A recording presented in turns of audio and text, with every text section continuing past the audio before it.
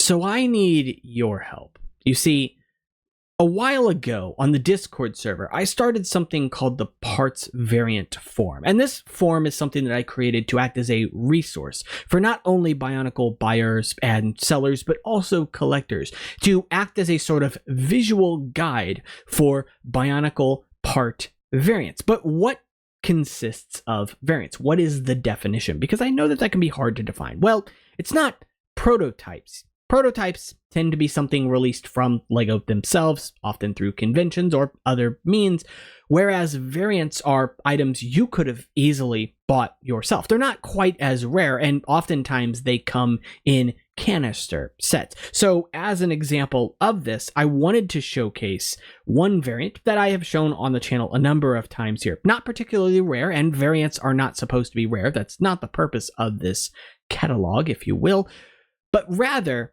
just to give you a visual reference for the variants that exist out there. And we've all seen them. So with a set like Gresh, he contains two pieces within his set that are marbled, right? Notably, this weapon right here and his helmet. Now, parts variants don't have to be marbled parts, but because of the nature of the randomness of mixing colors, you're often going to get variants like a version of this with way more dark green than it's supposed to have, or way more lime green than it's supposed to have. But another variant you could easily get your hands on is something like this, where instead of having dark green, it has something a lot closer to mata green. Now, it's not a match for that color. It is actually a transparent version of some dark green pigment. I don't know why this happens, but it does happen, and it has happened to several different pieces LEGO has made.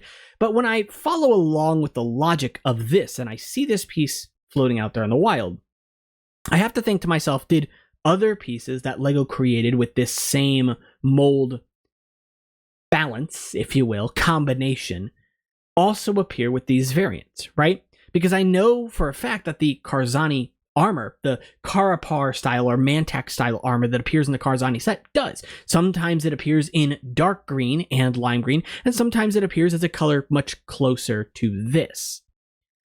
So what about Gresh's helmet? Piece like this, for example, would the dark green appear on some sets as more of a lighter, translucent tone? Or what about the mask from the Spigot build from the Baroness set? The same kind of thing applies there. And in fact, I have seen at least one of these with a lighter shade of green. I did not have it in hand or see it in person, so I can't guarantee that it was a match for this, but at the very least, I know that lighter versions of these do exist. And that's kind of the point with the parts variant form. You see, it is a form that you can also contribute to. Now, what you contribute is kind of up to your discretion. I do cull through the form on occasions because certain things don't really belong there, and sometimes people will post things that have already been posted. But generally speaking, the idea is for this to act as a visual resource so that when I order a set like Takadox, I know what color armor I want, right? If I want Takadox to have this beautiful shade of dark trans blue armor, I know that that's an option. But if I really like this light kind of icy trans light blue armor piece, well, that's an option too. Or if I want to go somewhere in the middle, right? All of these are things that exist. I have them sitting right here in front of me. The point of this form is to act as a visual guide, because we all know that Bricklink exists, but Bricklink has its fair share of flaws. And one of those flaws is the consistency with buyers and sellers listing items either wanted or for sale that either do not exist or aren't quite right. And I'll reach out to them and ask, hey, did you mean to put this as the color for that item? Or do you have something special? Do you have something that maybe I desire, like another one of these swords, for example, right? Oftentimes, they don't know. They may only be parting out one set, and so if their set came with only this version of this weapon, that's the default to them, right? But normally, Gresh is going to come with this one. This is a little bit more common. Now, like I said, variants are not designed or meant to be more expensive, more desirable, right? I see these two as the same value, but I see this one as more important to me specifically, if only because A, I only own one of these and I own, I don't know, 3 or 4 of these, but also because it's kind of a mata green color. I mean, it's remarkably close to mata green, and my camera does not do it justice, but mata green is also a color that did not see a lot of love after 2003 Bionicle.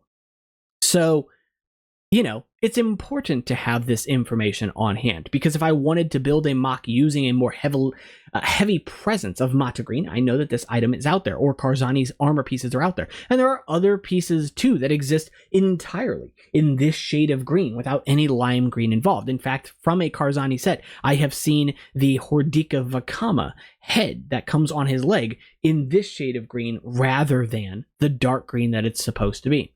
It's neat little things like that, right? Now, there are other variants that exist out there that can get to be a little bit pedantic, nitty-gritty, if you will.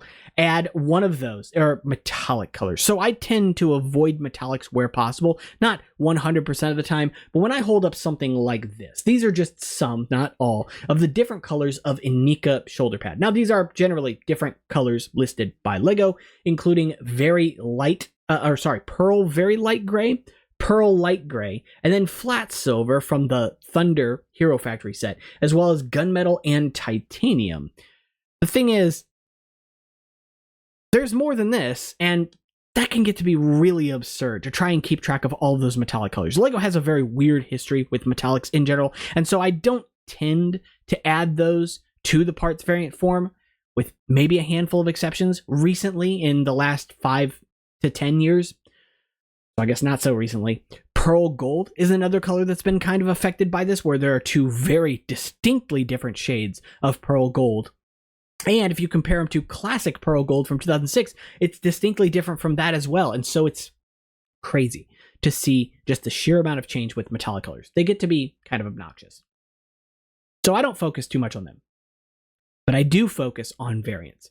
Variants, whether they be colors that aren't normal, aren't the default, or too much or too little of a specific color. Those can always be fun to use, because if I wanted to build an ice character with blue undertones, this might work a lot nicer than something like this will, right? Anyway, that's the focus of this video. So again, if you are somebody who wants to contribute your pieces, your parts to the parts variant form, I'd highly recommend you check it out. It is over on the Discord right now. You can find it under the media channel. It's a very top channel there. And of course, you can check that out down in the description below. You can also check out Instagram and Patreon, both of which are down there if you want to help the channel out. And as always, make sure you're subscribed. Really helps the channel. And I want to know in the comments, what is the craziest variant piece that you've ever seen? Not prototype, although if you want to talk about prototypes, I'm more than welcome that conversation in the comments as well, but variants specifically. And I'm especially interested in ones that you maybe remember, but you can't quite imagine if they're actually real. Because I do have some examples of things I saw as a kid, and I'm like, did I dream that? Anyway, that's going to be it for this one, guys. If you enjoyed the video, as always, subscribe. Take care.